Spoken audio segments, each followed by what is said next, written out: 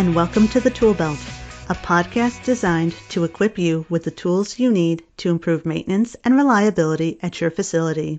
I'm your host, Plant Services own Alexis Gajewski, and in this podcast, we'll focus on new ways to manage, maintain, and automate your facility through in-depth interviews with a variety of subject matter experts and industry insiders. In today's episode, Thomas Wilk sits down with José Rivera, CEO for Control System Integrators Association.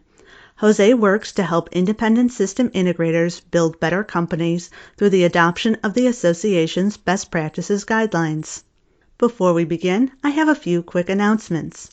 Are you taking advantage of your unplanned downtime?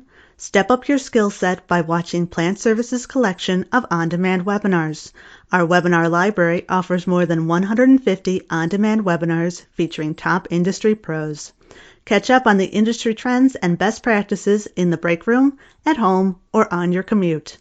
Finally, we recently launched the Plant Services Downloadables Library, which contains the latest market research, reports, and white papers you need to decrease downtime and improve metrics at your facility. Organized by type and topic, the library offers insight and advice from experts throughout the industry and across verticals. Without further ado, here is today's discussion. Hello, everyone, and welcome to this episode of Plant Services Tool Belt Podcast. Today, we're going to turn our attention toward the system integrator community, and we have as a special guest today the CEO of the Control System Integrators Association, José Rivera. José, thank you for being with us today. You're welcome, Tom. Thanks for having me. So we had the chance to get to know you as soon as you took over the role of CEO for the CSIA, and it's been a little while since we last sat down to talk. Can you tell me what the CSIA has been working on and what the agenda is for the rest of 2020? Gladly. We have been working for the past year or so on the topic of the role of the system integrator in the digital transformation. This is a great opportunity for our members, both on the system integration side and also on the vendor side, because it is transforming their clients, and this provides an opportunity for the system integrators to play a role in it. I know that we hear this digital transformation very often, and from a marketing perspective, it's almost a buzz. But I think it's important to take a step back and realize that this is a real opportunity. Now and then I have talked to some system integrators, respectable system integrators, and they claim that they have done digital transformation for the past 25 years. But I personally don't share this view because digital transformation was not possible way back when. I know that several of their deliveries to their clients have been around leveraging digital technology. Let me give you one example. So it could have been a water utility customer that required transmission of the level of one of their tanks to the central plant.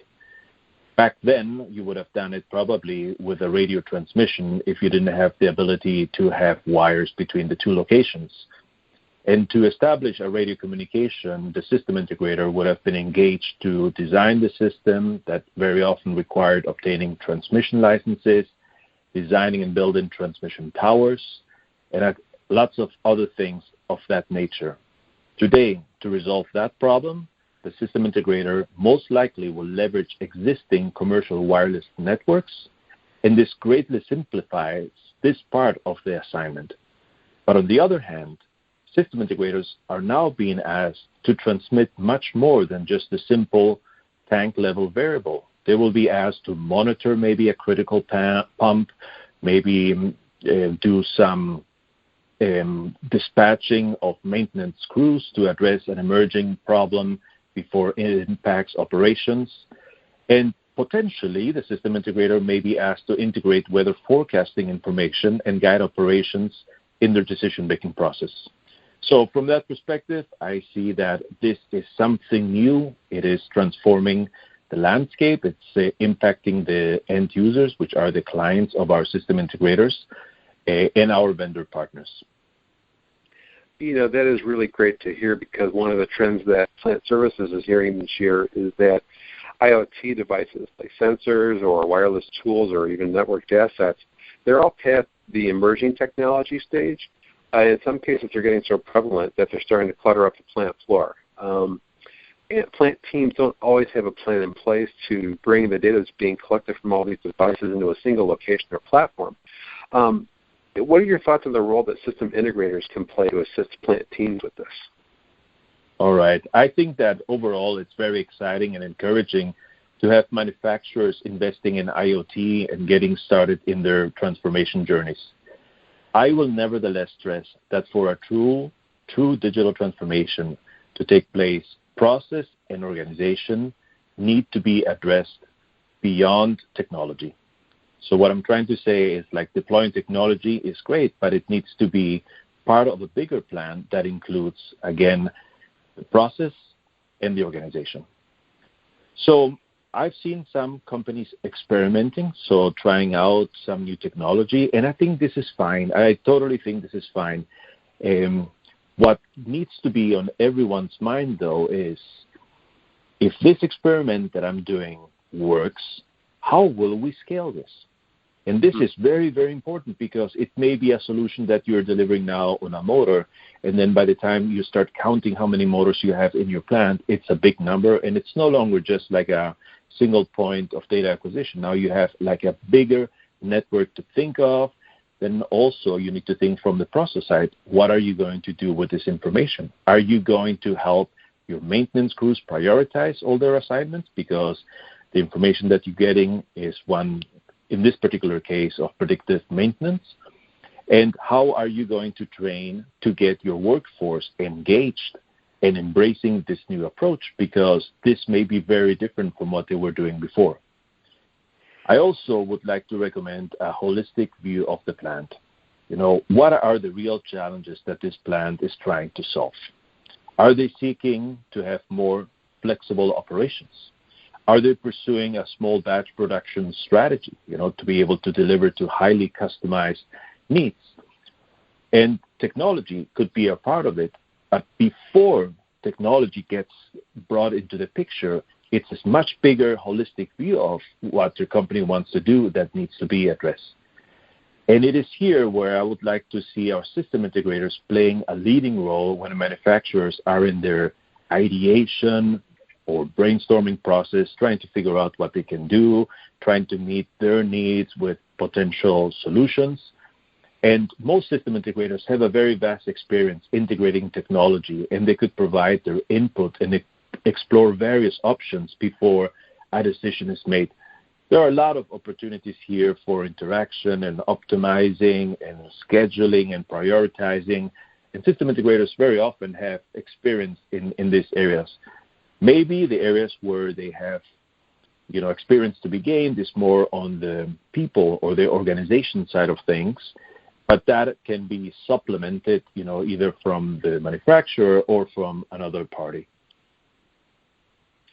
Well, and as technology has prompted maintenance teams to evolve to go beyond technical and sort of soft people skills and embrace the digital side, they're thinking more strategically, and the relationship you're outlining here sounds like it's going to be a different relationship role for SIs to play as well, more of a trusted partner. I totally believe that is the case. I think that not too long ago, system integrators were brought in once the project had been specified, and they would be asked to bid for the project. And what I think this digital transformation brings, because it's from the end user side, it is a big thing of it. It's a transformation, so it's a big challenge, and there are a lot of things to be thought of.